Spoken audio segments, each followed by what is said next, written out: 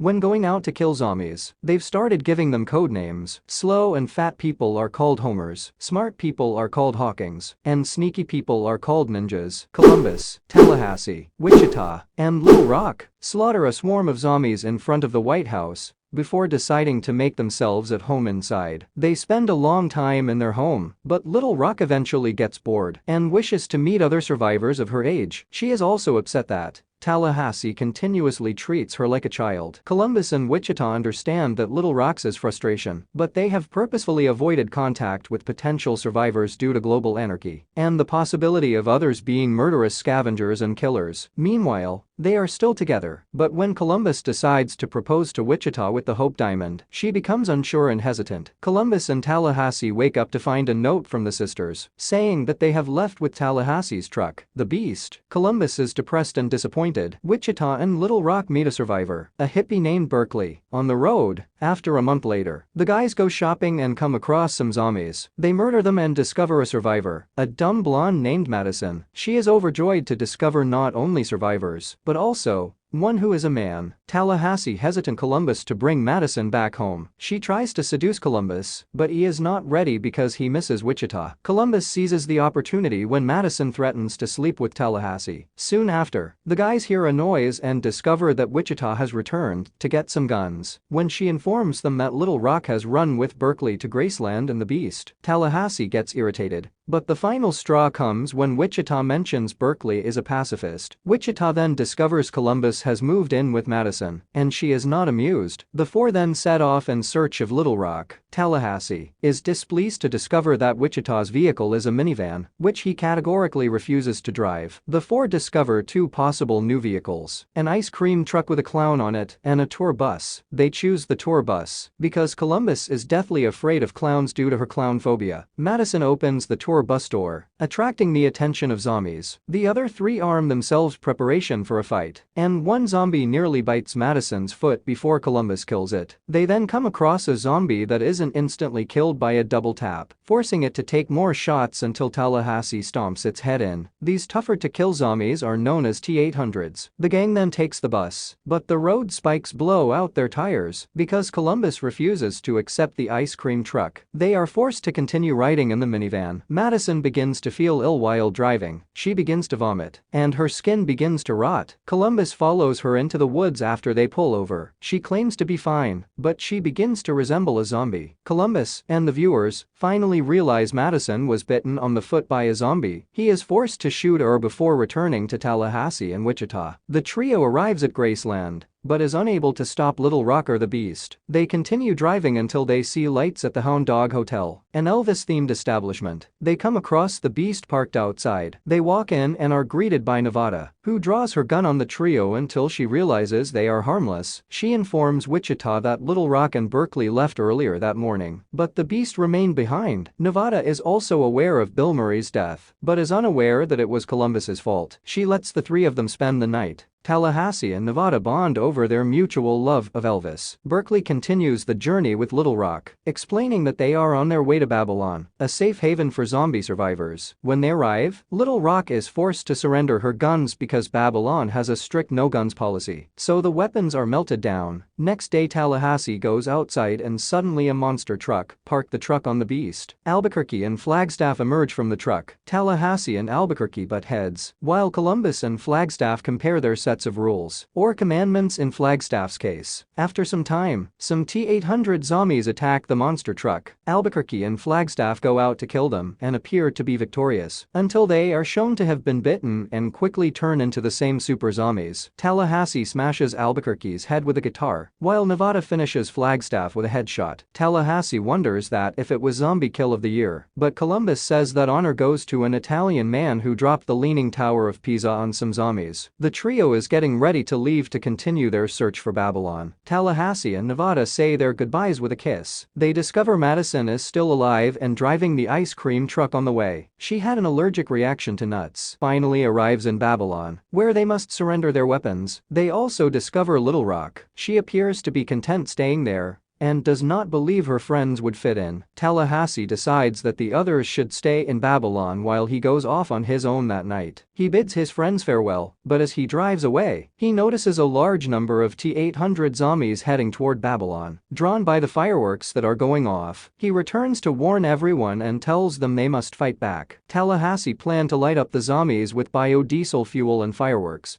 Because there are no weapons in the area, the gang uses the lights to entice the zombies before lighting up the biofuel tank. It causes a massive explosion, but it is insufficient to kill the massive horde of zombies. The main four accept their fate and huddle together, just as Nevada arrives in time to run over some zombies with the monster truck. The gang escapes in the truck, but the zombies flip it over, forcing them to run. Tallahassee executes a second plan by having himself and the group run to the top of Babylon's tallest tower. As the zombies pursue Tallahassee, the survivors form a shielded path, while the super zombies fall to their deaths. He leaps over the edge and grabs onto a hook. Two stragglers grab Tallahassee's leg, almost causing him to slip, until Little Rock pulls out a pistol and shoots them. They return Tallahassee to safety. Following this, Wichita decides to accept Columbus's proposal. Tallahassee and Nevada get together, while Little Rock ends his relationship with Berkeley so he can date Madison. Nevada joins the gang as they depart Babylon to continue their journey. Columbus claims that he no longer needs to look for a place to live, because his home is right there with his friends. They flee as they are pursued by a zombie.